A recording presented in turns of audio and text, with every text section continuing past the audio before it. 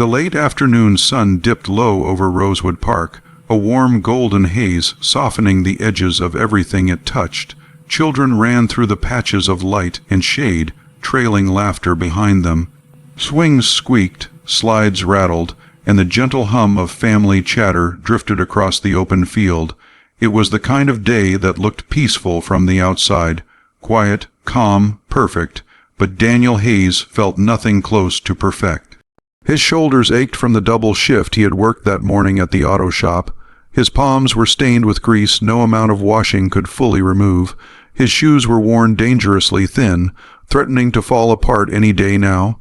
His back ached from years of bending, lifting, carrying the weight of responsibility longer than he cared to remember. Still, he smiled as he watched his 8-year old son, Liam, sprint toward the jungle gym. "Dad, bet I can get to the top before you sit down," Liam shouted, already halfway up the metal ladder. Daniel chuckled. "Go for it, champ."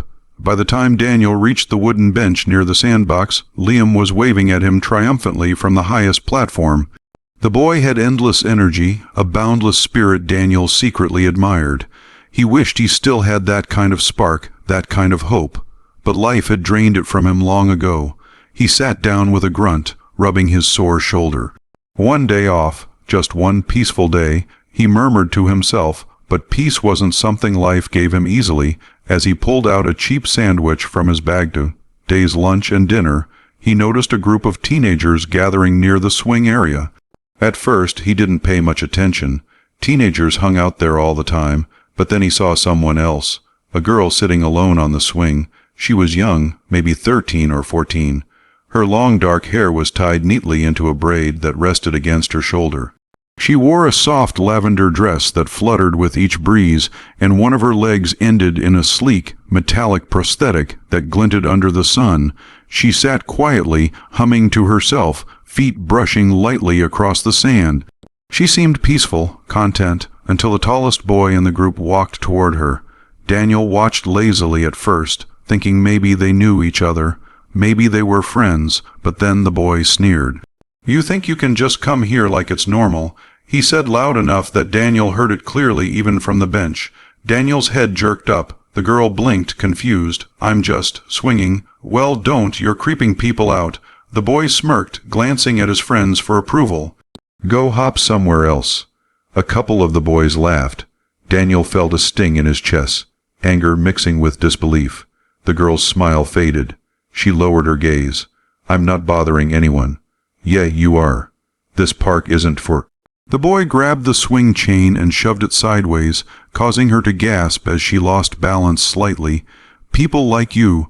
That was it. Daniel stood. And when he stood, years of exhaustion, financial stress, loneliness, and buried frustration rose with him. Not anger at the girl, not anger at the bully, but anger at life, at the world that allowed moments like this. Moments where the innocent suffered and the cruel prospered. He crossed the grass without thinking. "Hey," he barked. The teens paused. The tall boy turned with a frown. "Who are you?" Daniel stopped in front of him, jaw tight. "Someone who won't stand by while you pick on a kid." The bully scoffed. "Mind your business." "This is my business," Daniel said, voice low. "Walk away." I said. Daniel stepped closer. "Walk away." The boy's bravado shattered. He took one look at Daniel's hardened expression, one that held years of battles far heavier than a teenage argument, and backed off. "TCH, whatever," he muttered, motioning for his friends to follow. They walked away quickly, their fake confidence dissolving like salt in water. Daniel exhaled and turned toward the girl. She clutched the swing chains, breathing shakily. "Are you okay?" he asked, softening his tone. She nodded, though her lower lip trembled. "I'm fine. I'm used to it." He knelt beside her. "You shouldn't have to be." For a moment, she didn't respond. Then she lifted her eyes, big, brown, and shimmering with a mix of gratitude and humiliation. "Thanks," she whispered. "I'm Arya, Daniel," he said, and he pointed toward Liam. "Now hanging upside down on the monkey bars, that's my son, Liam, the wild one." Arya let out a small laugh, wiping her eyes. "He looks fun. He thinks he's a superhero. Daniel sighed jokingly. Don't tell him he's not. It'll break his heart. She giggled again, more genuinely this time. Daniel slid the swing gently so she wouldn't feel startled anymore. Want me to push you a little? She shook her head but smiled softly. Maybe later. As Daniel sat on the swing next to her, Liam ran over, panting dramatically. Dad, did you see me? I did a flip. I saw, Daniel said. I'm still recovering from the heart attack you gave me. Liam grinned and turned to Arya. Hi, want to race? Arya raised an eyebrow. Race. Liam pointed to the open path around the playground. Yeah, I'll run. You can ride your, He froze, suddenly unsure if he said something wrong. Arya's smile widened. My prosthetic. He nodded, cheeks red. She laughed. Sure, but I'm warning you. I'm fast. Liam beamed. Awesome. Daniel watched the two kids run. Well, run and jog down the path. Arya's gait was slightly uneven, but she moved with confidence, determination, strength. He felt something warm inside his chest. Kids didn't see differences the way adults did. They saw potential, friends, fun, and while the two children circled the playground laughing, Daniel leaned back against the swing and closed his eyes. For a rare moment he felt at peace, but peace didn't last long. A black SUV rolled slowly up to the curb. Two men in suits jumped out immediately, scanning the park like security officers. Daniel sat upright. Their clothes were tailored, expensive. Their posture screamed military background or corporate protection. The doors opened. A woman stepped out. Daniel blinked. She was unlike anyone he had seen outside of billboards or financial magazines. Sharp navy blazer, perfectly tied low bun, silver jewelry, a face that carried equal parts elegance and force. Her heels pressed into the grass with an unbothered confidence. Her gaze swept across the park with the intensity of someone used to commanding boardrooms and entire corporations. And then she spotted Arya. Her expression changed in an instant. Fear, relief, worry. She hurried forward, the security team trailing her. Arya, the woman called. The girl stopped running and turned. Mom. Daniel's eyebrows lifted. Mom, the woman crouched at her daughter's side, touching her arms, checking her for any injury. Why did you wander off? You know you shouldn't disappear like that. I've been searching for you everywhere. Mom, I'm fine. Arya groaned. I just wanted to play at a normal park for once. The woman sighed deeply, visibly shaken. At least tell someone. I was terrified. Arya gestured toward Daniel. I wasn't alone. Daniel helped me. Slowly, the woman lifted her gaze. Her eyes locked onto Daniel, and everything about her posture shifted. Surprise, curiosity, gratitude all mixing. You helped my daughter, she asked. Daniel nodded awkwardly. A boy was giving her trouble. I just stepped in. One of the security guards stepped forward anxiously. Ma'am, why weren't we informed? She could have. The woman raised her hand. Later. The guard fell silent. Then she approached Daniel, extending a hand. I'm Elena Hart. Daniel's jaw went slack. The CEO. The Elena Hart, founder of Hart Industries, one of the biggest technology companies in the entire region, a billionaire, a woman whose face showed up on TV during stock market segments, a woman who owned half the patents that kept modern prosthetics functioning. He coughed, scrambling to wipe his greasy hand on his jeans before shaking hers. Daniel Hayes. Elena's gaze softened at the roughness of his palm, the exhaustion in his eyes, the worn clothes he wore without shame. Thank you for protecting my daughter, she said sincerely. I owe you. You don't owe me anything. Daniel replied quickly, just doing what anyone should. A faint smile touched her lips. Not everyone would. Arya tugged her mother's sleeve. He talked to me like I was normal. Daniel knelt beside Arya again, giving her a gentle smile. Arya, you're not normal. Her face fell slightly. You're extraordinary. He finished. Arya's eyes shimmered. Elena swallowed hard. For the first time, Daniel noticed the exhaustion behind Elena's polished appearance, the fear of a mother who nearly lost track of her child, the stress of raising a daughter with challenges in a world far too cruel for her, the burden of being powerful yet unable to control everything. She wasn't just a CEO, she was a mother, just like he was a father. Elena exhaled. Daniel, can I offer you lunch as a thank you? Arya would love for your son to join too. Daniel blinked. Lunch, like, together? Yes, with us, now. He glanced at his clothes, his worn shoes, his stained shirt. Ma'am, I don't think I'm dressed for it. It's not about the clothes. She interrupted softly. It's about gratitude. Arya clapped her hands. Please come. Liam is funny. Liam darted over, overhearing. We're going to eat with who? Daniel swallowed. Miss Hart. Liam's eyes widened. The robot leg lady. Elena raised an eyebrow. Daniel choked. He means, you invented some prosthetic tech. He's excited. He watches your videos. Instead of frowning, Elena let out a small laugh. It's all right. Arya giggled. I like him. Daniel rubbed his temples. I'm so sorry. He doesn't filter anything. Liam shrugged. Dad says honesty is important. Not all the time, Daniel hissed. Elena's warm smile returned. It's fine, truly. She gestured toward her SUV. Shall we? Daniel hesitated only a moment longer, then nodded as Liam grabbed Arya's hand and guided her toward the car excitedly. Daniel lingered behind, walking slowly with Elena. I know this is sudden, Elena said quietly, but when you protect my daughter, you protect my entire world. Her voice cracked slightly, though she masked it behind a business-like tone. Daniel nodded. Any parent would have done the same. Elena looked at him. No, she whispered, not any parent. They reached the SUV. Daniel took a breath and climbed inside, unaware that his life, his son's life, had just brushed against a world far more powerful and complicated than he ever imagined. Unaware that the simple act of stopping a bully would be the very thing that would alter his path forever. Unaware that this moment, this kindness, this connection with a frightened young girl and her grateful mother, would change everything. The ride to the restaurant was smoother than anything Daniel had ever experienced. The interior of the SUV smelled faintly of leather and something expensive he couldn't name. Liam and Arya sat together in the back, giggling about something only kids understood, while Daniel sat awkwardly beside them, trying not to touch anything. Elena sat in the front seat, speaking quietly to her security team. Her tone was calm but firm, the voice of someone used to being obeyed without question. Daniel couldn't ignore the contrast between them. She belonged in this world.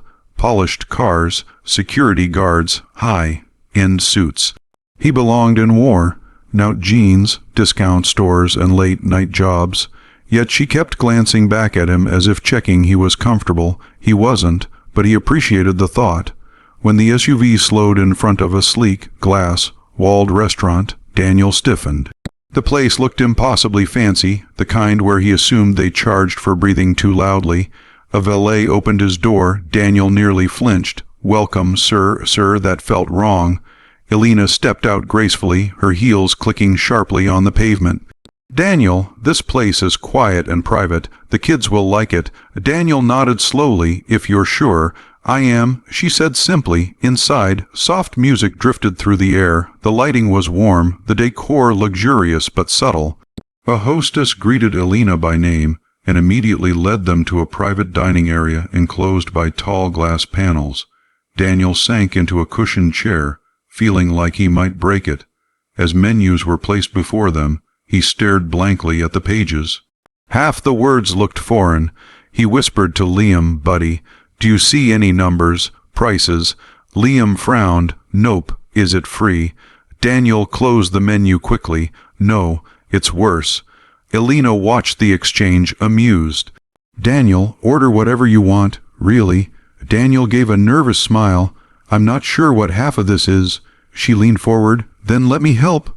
She guided him through the menu with surprising patience, translating fancy dishes into simpler explanations.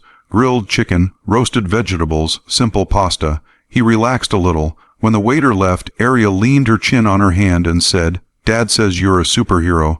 Daniel blinked. He said that. Liam nodded confidently. Yeah, you beat the bully. Super strength. Elena raised an eyebrow. Super strength. Daniel cleared his throat. I didn't beat anyone, buddy. I just stepped in. But you sounded cool, Liam insisted. Like in movies, Arya giggled. It was cool. Elena's expression softened. I'm grateful, Daniel, truly. He shifted awkwardly. Really? Anyone would have. No. Her voice grew firm but not unkind. People walk away every day. They pretend not to see. You didn't. There it was again. That mixture of admiration and something else Daniel couldn't quite define. Respect, gratitude, interest. He didn't know. He looked down, feeling heat rise to his cheeks. While the kids talked about school and favorite cartoons, Elena watched them with quiet tenderness. Every so often, she glanced at Arya's prosthetic, and her smile faded into worry, subtle but unmistakable. You must worry a lot, Daniel said gently when the kids weren't paying attention. Elena looked at him, surprised. What makes you say that? You check her every few minutes. You look at her leg as if afraid something might happen. Her lips parted, but no words came for a moment. Then, quietly, she said, She lost her leg 2 years ago. Car accident. Daniel swallowed. I'm sorry. She was strong, stronger than I could ever be. Elena paused, voice trembling despite her control. But the world, it hasn't been kind. People stare, some pity, some mock. Children can be cruel. That's not her fault, Daniel said. No, Elena whispered, but she pays the price for other people's ignorance. Daniel nodded slowly. I know what that feels like, Liam. He gets teased sometimes too. Kids say things about me, about our clothes, where we live. Elena frowned. They tease him because you work hard. Daniel shrugged. Kids repeat what they hear at home. Her expression shifted, sympathy deepening. That must be painful. It is, Daniel admitted, but Liam's tough. He learns fast. He keeps his head up. Elena smiled faintly. Our children are braver than we are. Daniel smiled too. For a moment, the two worlds they came from didn't matter. Poverty and wealth, struggle and privilege, grease, stained hands and polished diamonds. They were just two parents who loved their kids. Their food arrived, breaking the moment. Liam immediately reached for mashed potatoes, and Arya took a small bite of grilled salmon. Daniel tried his pasta cautiously, surprised at how good it tasted.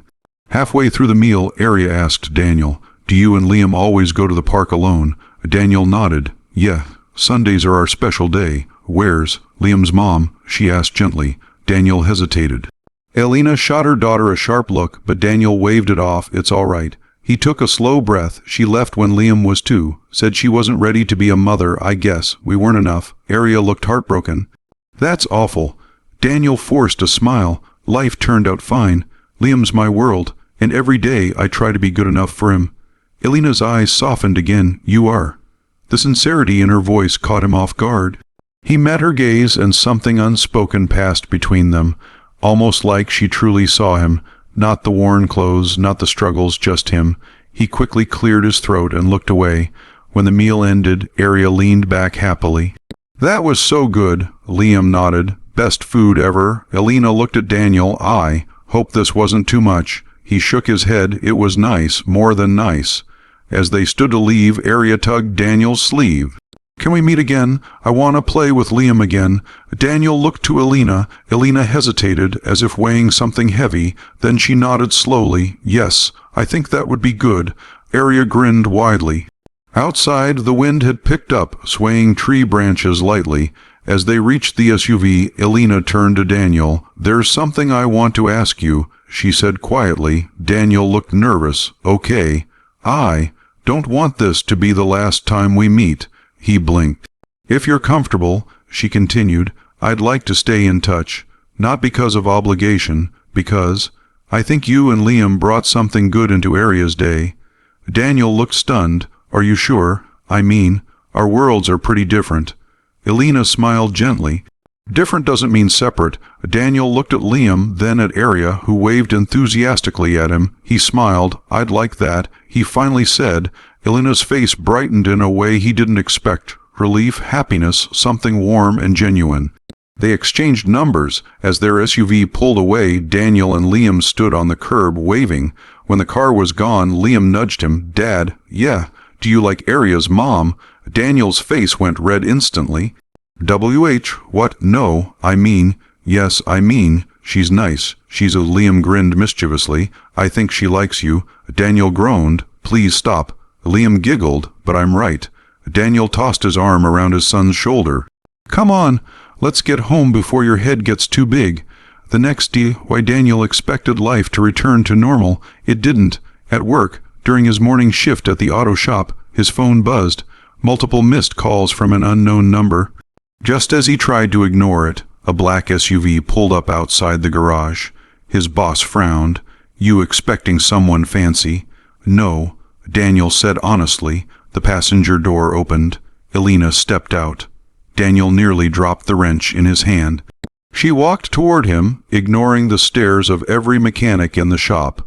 Daniel, may I speak with you for a moment? His boss nudged him. Go, Hayes. Anyone who shows up in that car is definitely not here for me. Daniel wiped his hands and hurried outside. Is everything okay? Is Aria? She's fine. Elena said quickly. She wouldn't stop talking about you and Liam this morning. Daniel relaxed. That's actually why I came. Daniel raised an eyebrow. You came here to see me. She nodded. I wanted to ask you something important. He tensed. Okay. Elena took a breath. Would you consider working for me? Daniel stared. I don't understand. At my company, she clarified. Hart Industries, we need someone in our maintenance division. Someone reliable, dedicated, trustworthy. Someone like you. Daniel's jaw dropped. Elena, I'm just a mechanic. You're not just anything, she said firmly. You're capable, hardworking, and you have something most people don't, integrity. His throat tightened. You'd get benefits. She added softly, a better schedule, health coverage. For you and Liam, and a salary that matches your worth. Daniel felt the world spin. This wasn't real. It couldn't be. Why me? He whispered. Elena smiled gently. Because you stepped in for my daughter, when you didn't have to, and because good men deserve good opportunities. Daniel swallowed hard. I don't know what to say. Say you'll think about it. Elena offered. That's all. He nodded slowly. Okay, I'll think about it. She exhaled in relief. Good. Before she left, she added quietly, I meant what I said yesterday. Our worlds don't have to stay separate. Daniel watched her climb into the SUV and drive away, his heart pounding with a confusing mix of hope, fear, and something dangerously close to admiration. 1 week later, Daniel took the job. The transition wasn't easy. New environment, new responsibilities, new expectations. But Elena supported him every step of the way. She arranged training, made sure he had the right tools, even ensured his schedule allowed time with Liam. Slowly, Daniel began to feel something he hadn't felt in years, stability in Elena. She was no longer just the CEO in the glass office. She was the woman who brought him coffee on late shifts, who laughed when he told stories about Liam, who trusted him with things she didn't share with anyone else. And Daniel, he found himself looking forward to seeing her. Their worlds blended more with each passing day. Aria and Liam became inseparable. Elena and Daniel became something unspoken but undeniable.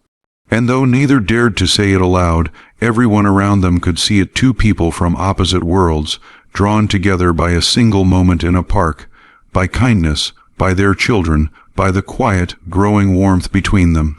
A warmth that neither privilege nor poverty could define, a warmth that felt a lot like a new beginning.